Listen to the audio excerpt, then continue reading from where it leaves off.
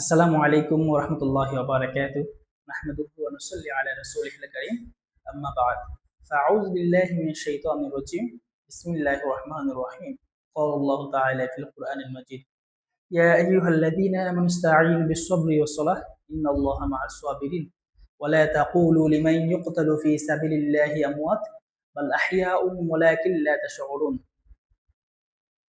সুপ্রিয় শিক্ষার্থীরা, expert online offline একাডেমির পক্ষ থেকে তোমাদের সবাইকে স্বাগতম। তোমরা জানো আমাদের দাখিল 2026 ব্যাচের ক্লাস ধারাবাহিকভাবে শুরু হয়েছে। আজকে হচ্ছে আমরা সূরা বাকারার 153 থেকে 154 নম্বর আয়াতের কি কি প্রশ্ন আসতে পারে সেগুলো আমরা এখানে উল্লেখ করে রেখেছি। তোমরা জানো যে আমাদের সাজেশনটা কতটুকু গুরুত্বপূর্ণ। যেমন আমরা এই সাজেশন তৈরি করতে গিয়ে আমরা বিভিন্ন অ্যানালাইসিস করেছি, প্রিভিয়াস প্রশ্ন দেখেছি, প্রায় 10 থেকে 12 বছরের প্রিভিয়াস প্রশ্ন দেখেছি। দেখার পরে আমরা এই তোমাদের জন্য একদম শর্টকাট সাজেশন তোমাদের সাথে উল্লেখ করেছি। এখন তোমরা দেখতে পাচ্ছ আমি এখানে লিখে রাখছি 153 থেকে 54 নম্বর আয়াত সূরা বাকারার। তোমরা জানো মানবন্ধন তোমরা মানবন্ধন হচ্ছে যেমন 9 থেকে 5 থাকবে এবং প্রশ্ন থেকে 3 মার্ক থাকবে এবং তাহকিক থেকে 2 মার্ক থাকবে। তোমরা হচ্ছে 153 এবং 54 নম্বর আয়াত এগুলো একদম পরীক্ষা একদম আসার সম্ভাবনা 99%, ঠিক আছে? 99% আসার সম্ভাবনা আছে। এটা তোমরা একদম গুরুত্ব সহকারে তোমরা দেখার চেষ্টা করবা। এখন দেখতে পাচ্ছ আমি এখানে লিখে রাখছি যে ইস্তাঈনু বিস-সাবরি ওয়াস-সালাহ। ইস্তাঈনু বিস-সাবরি ওয়াস-সালাহ আয়াতের ব্যাখ্যা লিখতে বলা হয়েছে।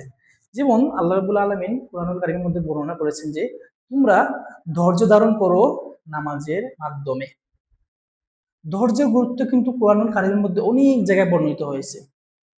ধৈর্যের যে একটা পরিণাম, এই ধৈর্যের যে একটা উপহার, এটা স্বয়ং আল্লাহ রাব্বুল আলামিনের পক্ষ থেকে আসে। আমরা অনেক সময় দেখা যায় আমরা হতাশ হয়ে যাই, আমার চাকরি হয় না, আমি পড়তে পারি না, আমার টাকা নাই, বাড়ি নাই, গাড়ি নাই, এগুলো আমাদের হতাশ হয়ে যায়।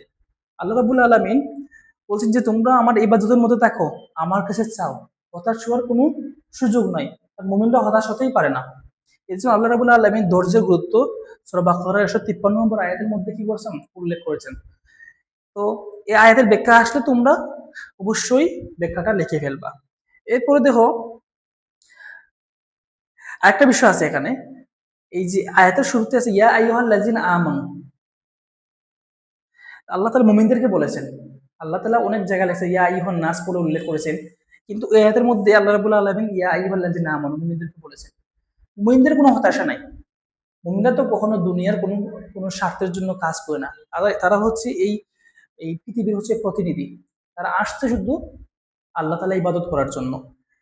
তো এই আয়াতের যদি ব্যাখ্যা আসে তোমরা আয়াতের ব্যাখ্যাটা অবশ্যই লিখে ফেলবা এবং এটা আসার সম্ভাবনা একদম, এই প্রশ্নটা আসার সম্ভাবনা একদম 99%। তোমরা মনোযোগ দিয়ে এবং গুরুত্ব সহকারে প্রশ্নগুলো দেখবা। দেখো সূরা তোমাদের সিলেবাসের অন্তর্ভুক্ত দুইটা হচ্ছে সূরা আছে, একটা হচ্ছে সূরা বাকারা আর একটা সূরা আলে ইমরান। তো এটা ব্যাপক পড়াশোনা। এখন এই কম সময়ের মধ্যে তোমাদেরকে একটু পরিকল্পিতভাবে তোমাদেরকে পড়ালেখাটা আগাতে হবে।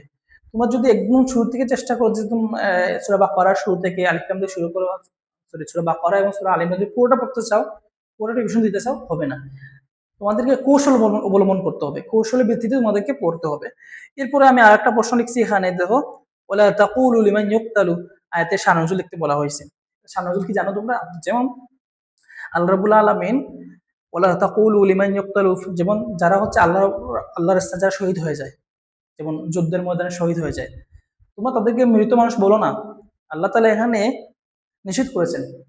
আল্লাহ তাআলা এই আয়াত দ্বারা শহীদের আল্লাহর রাস্তায় যারা শহীদ হয়, যারা মারা যায়, তাদের গুরুত্ব বলেছেন। কারণ এখানে একটা ইয়ে আছে, এতে শানজুল যখন আসবে তখন শানজুল তোমরা এইভাবে লিখবা যে আমি উল্লেখ করতেছি তোমাদেরকে, শোনো।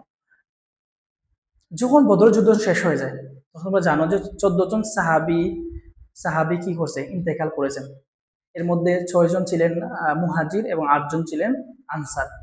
তখন মুশরিক এবং হচ্ছে মুনাফিকরা কি করছে, তারা হচ্ছে বলা বলে শুরু করলো যে দেখো এই যে মানুষগুলা 14 জন মানুষের মারা গেল, এই 14 জন তারা দুনিয়ার ভোগ বিলাস কোনো কিছুই তারা উপভোগ করলো না। মানে তারা এটাকে উপহাস করা শুরু করে দিল যে হুদাই মারা গেল, ফাউল মারা গেল, এর উপহাস করা শুরু করে দিল। তখন আল্লাহ রাবুল আলমিন একটা নাজিল করছেন, করে শহীদের গুরুত্ব বুঝাইছেন, যেন তারা তারা জীবিত আছে, তোমরা তোমরা বুঝতেই পারো না। এটা শহীদের প্রতি সম্মানার্থে আল্লাহ তাআলা শহীদের গুরুত্ব হিসাবে আল্লাহ তাআলা এই আয়াতটা নাজিল করেছেন। এরপরে দেখতে পাচ্ছ তোমরা আমাদের 2 মার্ক আছে, তাহকিকাত 2 মার্ক আছে, যেমন আমওয়াত এটা আসার সম্ভাবনা আছে। তারপরে হচ্ছে এটা 30টা দিয়ে রাখলাম আমি, এগুলা প্রায় সময় আসে। ইউকতালু এটাও সম্ভাবনা আছে। ইস্তাঈনু আমরা হাজির মা আলিফ সিগা, ঠিক আছে, এটাও আসার সম্ভাবনা আছে। এটা তো তোমাদের পাঠ্যপুস্তক বইয়ের মধ্যে উল্লেখ আছে, পাঠ্যপুস্তক বইয়ের উল্লেখ যেগুলো আছে এগুলো আসার সম্ভাবনা বেশি থাকে, ঠিক আছে।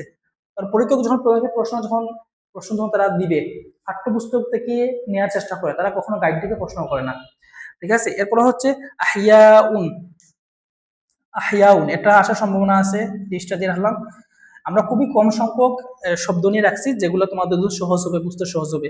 তোমরা এগুলো ভালো করে ফলো করে নিলে তোমাদের জন্য, আশা করি তোমাদের জন্য একটা ভালো কিছু হবে। এরপর লা তাকুলু, লা তাকুলু এটার তাহকিক করতে বলা হবে। তারপর হচ্ছে লা তাশউরুন, এটা সম্ভাবনা খুবই কম, আমি তাও টুস্টাদের আছে আর কি। কিন্তু এই যে আহিয়াউন, ইস্তাঈনু, তারপর হচ্ছে আমওয়াত, এইগুলো তাহরিকগুলো শেখার চেষ্টা করবা। আজকের ক্লাস এই পর্যন্ত। আসসালামু আলাইকুম ওয়া রাহমাতুল্লাহি ওয়া বারাকাতুহু।